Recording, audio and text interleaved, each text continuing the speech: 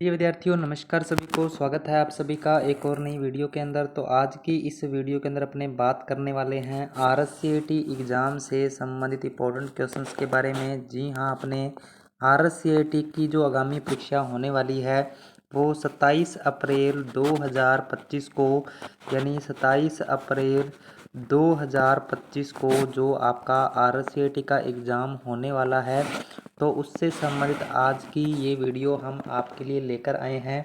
और बहुत ही शानदार और इम्पोर्टेंट क्वेश्चंस आज की इस क्लास के अंदर इंक्लूड किए गए हैं। तो क्लास को आपने पूरा देखना है। और अगर आप आरएससीआईटी एग्ज़ाम बहुत अच्छे नंबरों से पास करना चाहते हो तो आपने रेगुलर क्लास को ज्वाइन करना है। जितनी भी क्लासें अपने एग्ज़ाम से पहले अपलोड की जाएंगी उन सभी क्लासों को आपने ज़रूर से ज्वाइन करना है और अपने दोस्तों के साथ में ज़्यादा से ज़्यादा इनको शेयर करना है, ताकि जिन विद्यार्थियों का अभी आरएससीआईटी का एग्ज़ाम होने वाला है तो उनको भी इन क्लासों का जो बेनिफिट है वो मिल सके।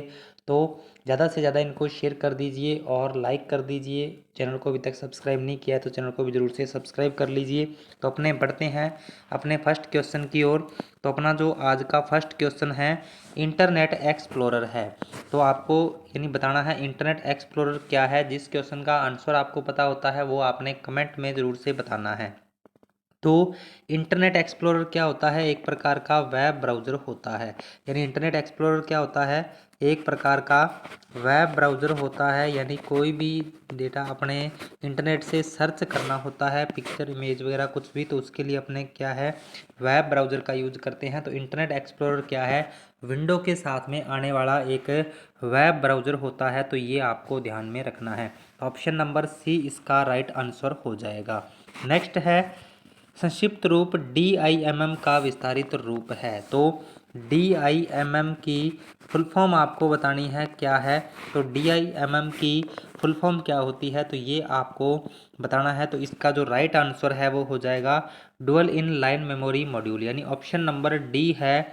ऑप्शन नंबर डी इसका राइट आंसर है वो हो जाएगा। DIMM का विस्तारित रूप क्या होता है? Dual in line memory module होता है।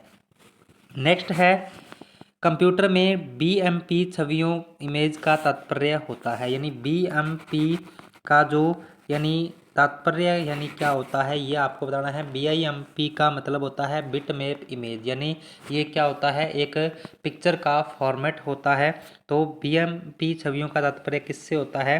तो बिट मैप से होता है, यानी बिट मैप पिक्चर इसको कहा जाता है। तो ऑप्शन नंबर सी है वो इसका राइट आंसर हो जाएगा। Option number C bit map picture. उसके बाद नेक्स्ट है कौन इनमें से कौन इनपुट आउटपुट युक्ति नहीं है। यानी इसमें से कौन सी इनपुट और आउटपुट युक्ति नहीं है तो ये आपको बताना है। तो इसका आंसर क्या रहने वाला है वो आपने जल्दी से जल्दी बताना है कि कौन सी इनपुट आउटपुट युक्ति नहीं है। यानी नहीं है का पूछा गया है। तो प्लॉटर भी एक आउटपुट युक्ति होती है, मॉनिटर भी एक आउटपुट युक्ति होती है, स्पीकर भी एक प्रकार की आउटपुट युक्ति होती है। यानी इनमें से कौन सी इनपुट आउटपुट युक्ति नहीं है? तो ALU यानी एक इनपुट आउटपुट युक्ति नहीं होती है। तो ऑप्शन नंबर ए है वो इसका राइट आंसर हो जाएगा। ऑप्शन नंबर ए, यानी अर्थमेटिक लॉजिक यूनिट, यानी ये किससे संबंधित होता है? ये आपका प्रोसेसिंग डिवाइस से संबंधित होता है। तो ये आपको ध्यान में रखना है। यानी ऑप्शन नंबर ए इसका राइट आंसर है वो हो जाएगा। नेक्स्ट है HDMI पोर्ट का विस्तारित रूप है। HDMI पोर्ट का विस्तारित रूप क्या है? यानी HDMI केबल की जो फुल फॉर्म होती है, यानी HDMI की फुल फॉर्म क्या होती है तो ये आपको बताना है। तो HDMI की फुल फॉर्म होती है हाई डेफिनेशन मल्टीमीडिया इंटरफेस, यानी ऑप्शन नंबर बी है। ऑप्शन नंबर बी इसका राइट आंसर हो जाएगा। HDMI पोर्ट का विस्तारित रूप क्या होता है? हाई डेफिनेशन मल्टीमीडिया इंटरफेस होता है। और HDMI केबल का जो यूज होता है, यानी CPU के साथ में प्रोजेक्टर या मॉनिटर को कनेक्ट करने के लिए इस केबल का यूज किया जाता है। तो अभी इसका जो राइट आंसर है वो हो जाएगा ऑप्शन नंबर बी। नेक्स्ट है TCP/IP का विस्तारित रूप है। TCP/IP का विस्तारित रूप क्या है? तो TCP/IP की फुल फॉर्म आपको बतानी है। तो TCP/IP की फुल फॉर्म होती है, TCP की फुल फॉर्म हो जाएगी ट्रांसमिशन कंट्रोल प्रोटोकॉल, और IP की होती है इंटरनेट प्रोटोकॉल, यानी TCP/IP की फुल फॉर्म क्या हो जाएगी, ट्रांसमिशन कंट्रोल प्रोटोकॉल और इंटरनेट प्रोटोकॉल होती है। तो ऑप्शन नंबर सी है वो इसका राइट आंसर हो जाएगा। और ये TCP/IP क्या है, तो एक प्रकार का प्रोटोकॉल होता है, तो ये भी आपको ध्यान में रखना है। तो अभी इसका राइट आंसर आपका हो जाएगा ऑप्शन नंबर सी। नेक्स्ट है, विंडोज़ में किसी फाइल या फोल्डर को हमेशा के लिए मिटाने हेतु हम इस्तेमाल करते हैं।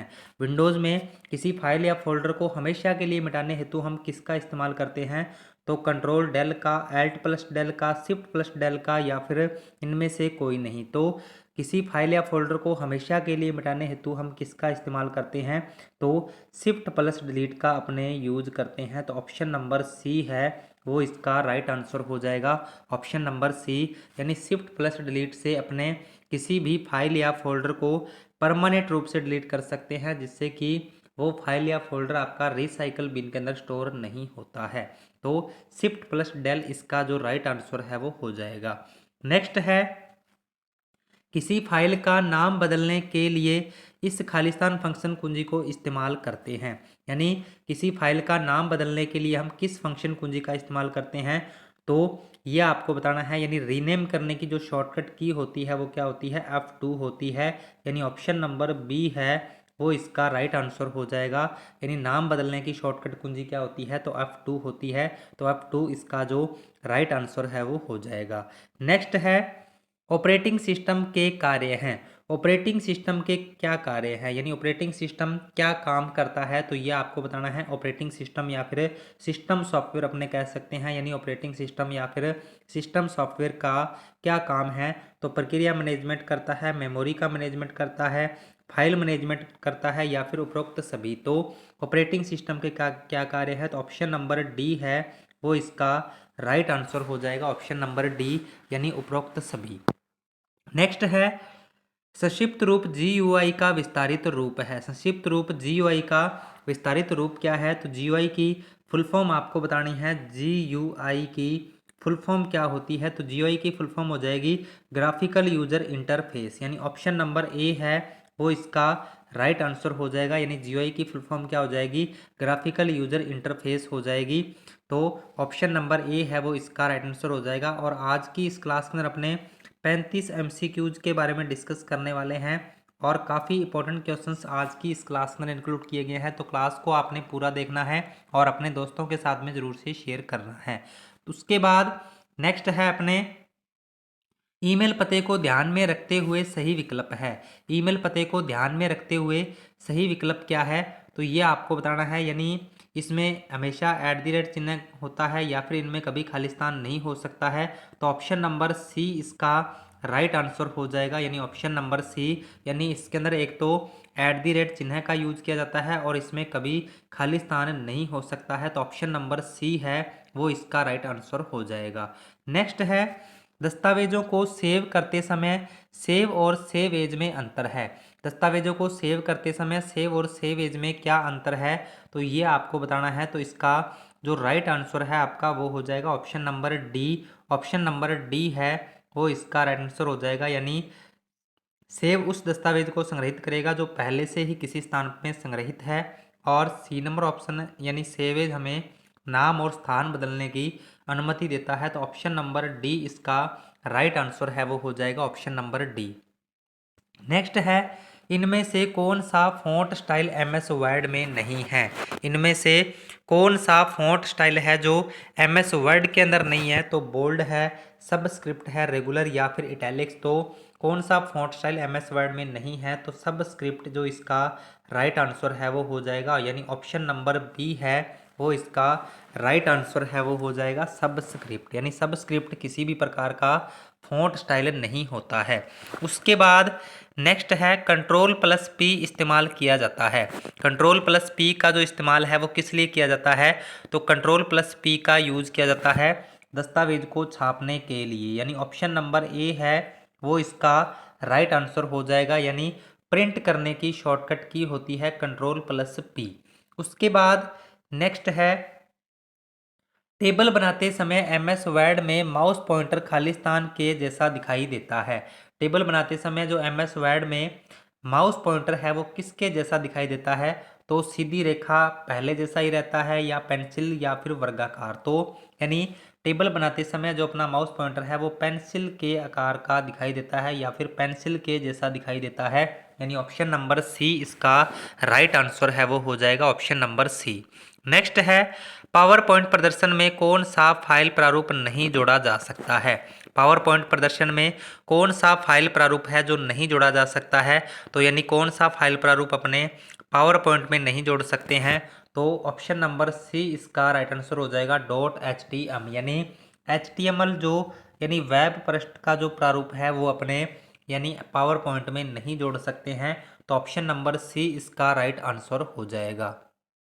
नेक्स्ट है, कौन सी कुंजियों के संयोजन से पावर पॉइंट प्रस्तुतिकरण में नया स्लाइड जोड़ा जा सकता है, यानी कौन सी कुंजियों के संयोजन से आप पावर पॉइंट प्रस्तुतिकरण में नया स्लाइड जोड़ सकते हो, तो इसका जो राइट आंसर है वो हो जाएगा ऑप्शन नंबर डी, यानी कंट्रोल+M। कंट्रोल+M जो है वो इसका राइट आंसर है, वो हो जाएगा ऑप्शन नंबर डी।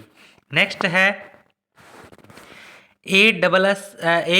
ASCII का विस्तारित रूप क्या है, यानी ASCII का जो विस्तारित रूप है यानी इसकी जो फुल फॉर्म है आपको वो बतानी है कि इसकी फुल फॉर्म क्या होती है, तो यानी इसका जो राइट आंसर है वो हो जाएगा ऑप्शन नंबर ए, यानी American standard code for information interchange, यानी ऑप्शन नंबर ए है वो इसका राइट आंसर हो जाएगा option number A, American standard code for information interchange, यानी ASCII का विस्तारित रूप होता है। नेक्स्ट है, आधुनिक कुंजीपटल कीबोर्ड में फंक्शन कीज की कुल संख्या होती है। आधुनिक कुंजीपटल कीबोर्ड में फंक्शन कीज की कुल संख्या कितनी होती है, यानी कीबोर्ड पर कितनी फंक्शन कुंजियां होती है, तो कीबोर्ड पर टोटल 12 फंक्शन कुंजियां होती हैं, यानी ऑप्शन नंबर डी है वो इसका राइट आंसर है, वो हो जाएगा ऑप्शन नंबर डी, यानी आधुनिक कुंजीपटल कीबोर्ड में कुल फंक्शन कीज की कुल संख्या कितनी होती है, तो टोटल 12 कुंजियां होती हैं। नेक्स्ट है, एक दस्तावेज के सभी सामग्री को चयनित करने के लिए हम प्रयोग करते हैं। एक दस्तावेज की सभी सामग्री को चयनित करने के लिए हम किसका प्रयोग करते हैं, यानी पूरे टेक्स्ट को अगर आपने एक साथ सेलेक्ट करना है तो उसके लिए अपने किसका प्रयोग करेंगे, तो अपने कंट्रोल+A का यूज करेंगे, यानी ऑप्शन नंबर ए है वो इसका राइट आंसर हो जाएगा ऑप्शन नंबर ए, यानी कंट्रोल+A से अपने पूरे टेक्स्ट को एक साथ सेलेक्ट कर सकते हैं। नेक्स्ट है, इनमें से कौन सा MS ऑफिस का वैध संस्करण नहीं है, इनमें से कौन सा MS ऑफिस का वैध संस्करण नहीं है, तो ये आपको बताना है, यानी इनमें से कौन सा वैध संस्करण नहीं है, तो ऑप्शन नंबर सी है वो इसका राइट आंसर हो जाएगा, यानी MS ऑफिस 2005। MS ऑफिस 2005 जो है वो यानी MS ऑफिस का वैध संस्करण नहीं है, तो बाकी 2007 हो गया, 2003 हो गया, MS ऑफिस 93 हो गया, तो ये MS ऑफिस के सारे वैध संस्करण होते हैं, यानी MS ऑफिस 2005 का कोई भी ऐसा वर्जन यानी MS ऑफिस का नहीं आया था, तो ऑप्शन नंबर सी इसका राइट आंसर हो जाएगा। नेक्स्ट है, इनमें से कौन सी कीज वर्तनी और व्याकरण की जांच को सक्रिय करता है, इनमें से कौन सी कीज है जो वर्तनी और व्याकरण की जांच को सक्रिय करता है, यानी उसको जांचने का काम करता है, स्पेलिंग एंड ग्रामर को चेक करने का काम करता है, तो इसका जो राइट आंसर है वो हो जाएगा ऑप्शन नंबर बी, यानी F7 से अपने स्पेलिंग एंड ग्रामर को चेक कर सकते हैं, तो ऑप्शन नंबर बी इसका राइट आंसर है वो हो जाएगा ऑप्शन नंबर बी। और क्लास में आगे बढ़ने से पहले सभी से रिक्वेस्ट है कि क्लास को एक बार ज़्यादा से ज़्यादा शेयर कर दीजिए, और चैनल को अभी तक सब्सक्राइब नहीं किया है तो चैनल को भी ज़रूर से सब्सक्राइब कर लीजिए, क्योंकि RSCIT एग्ज़ाम से संबंधित इसी प्रकार से आपको रेगुलर क्लास जो है वो इस चैनल के ऊपर मिलती रहेगी, तो क्लास को ज़्यादा से ज़्यादा शेयर कर दीजिए। उसके बाद नेक्स्ट है, क्युवर्टी संबंधित है, क्युवर्टी जो संबंधित है वो किससे संबंधित है, तो ये आपको बताना है, तो QWERTY यानी क्युवर्टी जिसको कहा जाता है, यानी किससे संबंधित है, तो ये आपको बताना है, तो इसका जो राइट आंसर है यानी वो हो जाएगा ऑप्शन नंबर ए, यानी क्युवर्टी जो शब्द है वो कीबोर्ड से संबंधित होता है। और क्युवर्टी क्या होता है, यानी कीबोर्ड पर कीज की जो श्रृंखला होती है उसको कहा जाता है क्युवर्टी, कीबोर्ड पर कीज की श्रृंखला को क्या कहा जाता है, क्युवर्टी कहा जाता है, यानी ऑप्शन नंबर ए है वो इसका राइट आंसर हो जाएगा। नेक्स्ट है, HTML का विस्तार है। HTML का विस्तार क्या है, तो ये आपको बताना है HTML का विस्तार क्या है, या फिर HTML की फुल फॉर्म क्या होती है, तो ये आपको बताना है। तो HTML की फुल फॉर्म क्या होती है, हाइपर टेक्स्ट मार्कअप लैंग्वेज होती है। तो यानी इसका जो राइट आंसर है वो हो जाएगा ऑप्शन नंबर सी। HTML की फुल फॉर्म हो जाएगी हाइपर टेक्स्ट मार्कअप लैंग्वेज, और इसका जो यूज किया जाता है वो वेब पृष्ठ बनाने के लिए किया जाता है। यानी HTML का प्रयोग किस लिए किया जाता है, वेब पृष्ठ को क्रिएट करने के लिए किया जाता है। तो ये भी आपने ध्यान में रखना है। तो अभी इसका जो राइट आंसर है वो हो जाएगा ऑप्शन नंबर सी। नेक्स्ट है मोडेम का विस्तार है।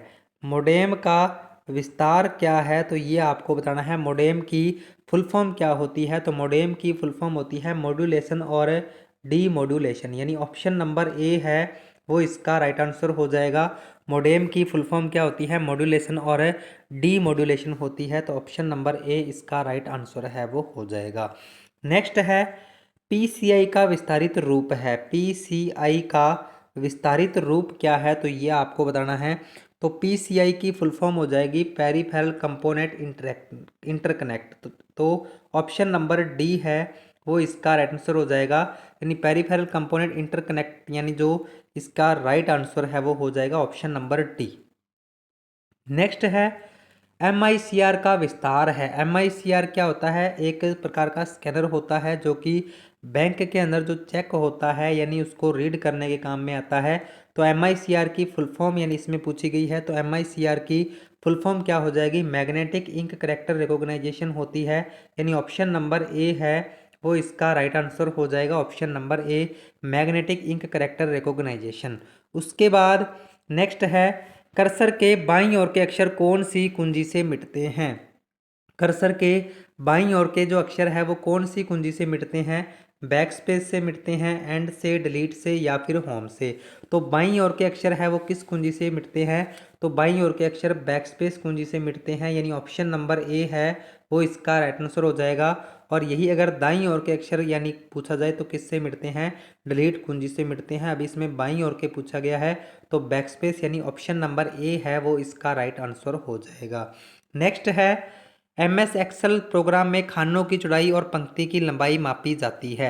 MS एक्सेल प्रोग्राम में खानों की जो चौड़ाई है और पंक्ति की जो लंबाई है वो कैसे मापी जाती है, तो ये आपको बताना है। तो यानी इसका जो राइट आंसर है आपका, इसका जो राइट आंसर है वो हो जाएगा ऑप्शन नंबर सी। यानी इसको जो खानों की चौड़ाई और पंक्ति की लंबाई किस में मापी जाती है, इंच में मापी जाती है। यानी ऑप्शन नंबर सी इसका राइट आंसर है वो हो जाएगा ऑप्शन नंबर सी यानी इंच। नेक्स्ट है बार कोड रीडर है। बार कोड रीडर है यानी क्या है bar code reader, bar code यानी क्या होता है, एक प्रकार का स्कैनर का टाइप्स होता है जो कि यानी किसी भी प्रोडक्ट के ऊपर इस तरीके से सलाखों वाला जो कोड बना होता है इसको कहा जाता है बार कोड। यानी जो किसी प्रोडक्ट के यानी बारे में कोई भी अपने जानकारी लेनी है तो उस अपने कोड को स्कैन करके यानी ले सकते हैं। तो यानी बार कोड रीडर क्या है, तो एक प्रकार की इनपुट युक्ति होती है, ये इनपुट डिवाइस होती है। तो ऑप्शन नंबर डी इसका राइट आंसर है हो जाएगा, ऑप्शन नंबर डी यानी इनपुट युक्ति। नेक्स्ट है पेन ड्राइव इस्तेमाल की जाती है। पेन ड्राइव जो है वो किस लिए इस्तेमाल की जाती है, गणना हेतु, भंडारण हेतु, बिजली बैकअप हेतु, या फिर उपरोक्त में से कोई नहीं। तो पेन ड्राइव का इस्तेमाल यानी किस लिए किया जाता है, तो भंडारण हेतु किया जाता है, यानी डेटा को स्टोर करने हेतु किया जाता है। ऑप्शन नंबर बी इसका राइट आंसर है वो हो जाएगा, ऑप्शन नंबर बी यानी भंडारण हेतु। उसके बाद नेक्स्ट है टिम बर्नर्स ली द्वारा दिया गया अवधारणा है। टिम बर्नर्स ली द्वारा दी गई अवधारणा क्या है, तो ये आपको बताना है। यानी टिम बर्नर्स ली यानी जो है यानी एक वैज्ञानिक था जिसने किसकी अवधारणा को पेश किया था, तो इसका जो राइट आंसर है वो हो जाएगा यानी ऑप्शन नंबर सी WWW। यानी WWW के जो जनक है वो कौन है, टिम बर्नर्स ली है। तो ऑप्शन नंबर सी इसका राइट आंसर है वो हो जाएगा, ऑप्शन नंबर सी। नेक्स्ट है निम्नलिखित में से कौन भारतीय सुपर कंप्यूटर का उदाहरण नहीं है। कौन सा भारतीय सुपर कंप्यूटर का उदाहरण नहीं है, यानी इसमें से कौन सा भारतीय सुपर कंप्यूटर नहीं है, तो ये आपको बताना है। तो ऑप्शन नंबर ए है वो इसका राइट आंसर हो जाएगा, AS400 इसका जो राइट आंसर है वो हो जाएगा, यानी भारतीय सुपर कंप्यूटर का उदाहरण कौन सा नहीं है, तो AS400 इसका राइट आंसर है वो हो जाएगा। नेक्स्ट है साटा का विस्तारित रूप है। साटा का विस्तारित रूप क्या है, तो ये आपको बताना है। तो साटा का विस्तारित रूप है यानी सीरियल एडवांस टेक्नोलॉजी अटैचमेंट, यानी ऑप्शन नंबर बी इसका राइट आंसर है वो हो जाएगा। Option number B serial advance technology attachment होते हैं साटा, यानी एक केबल होती है जो कि अपने हार्ड डिस्क से यानी मदरबोर्ड के साथ में अटैच होती है, यानी डेटा को ट्रांसफ़र करने के लिए यानी इसका प्रयोग किया जाता है। तो ऑप्शन नंबर बी इसका राइट आंसर हो जाएगा। नेक्स्ट है यूआरएल का विस्तारित रूप है। यूआरएल का विस्तारित रूप क्या है, तो ये आपको बताना है। यूआरएल की फुल फॉर्म आपको बतानी है क्या होती है। तो यूआरएल की फुल फॉर्म हो जाएगी यूनिफॉर्म रिसोर्स लोकेटर, यानी ऑप्शन नंबर सी इसका राइट आंसर है वो हो जाएगा। यूआरएल की फुल फॉर्म हो जाएगी यूनिफॉर्म रिसोर्स लोकेटर, तो ऑप्शन नंबर सी इसका राइट आंसर है वो हो जाएगा। तो ये थे आज के अपने कुछ इंपॉर्टेंट क्वेश्चंस, यानी आज की इस क्लास के अंदर अपने 35 MCQs के बारे में डिस्कस किया है, जो कि आपके आगामी होने वाली RCET परीक्षा जो कि 27 अप्रैल 2025 यानी रविवार को होने वाली है। तो उस परीक्षा के लिए ये अपने जितने भी क्वेश्चंस आज की इस क्लास के अंदर लेकर आए हैं तो वो काफ़ी इंपॉर्टेंट रहने वाले हैं। और इसी प्रकार अपने आगे कंटिन्यू आपको जब तक आपका RCET का एग्ज़ाम नहीं हो जाता है तो आपको डेली इस चैनल के ऊपर जो क्लास है वो मिलती रहेगी। तो क्लास को ज़्यादा से ज़्यादा शेयर कर दीजिए अपने दोस्तों के साथ में, और चैनल को अभी तक सब्सक्राइब नहीं किया है तो चैनल को भी ज़रूर से सब्सक्राइब कर लीजिए। तो अपने मिलते हैं नेक्स्ट वीडियो में कुछ नए इंपॉर्टेंट क्वेश्चंस के साथ। तब तक के लिए जय हिंद, जय भारत।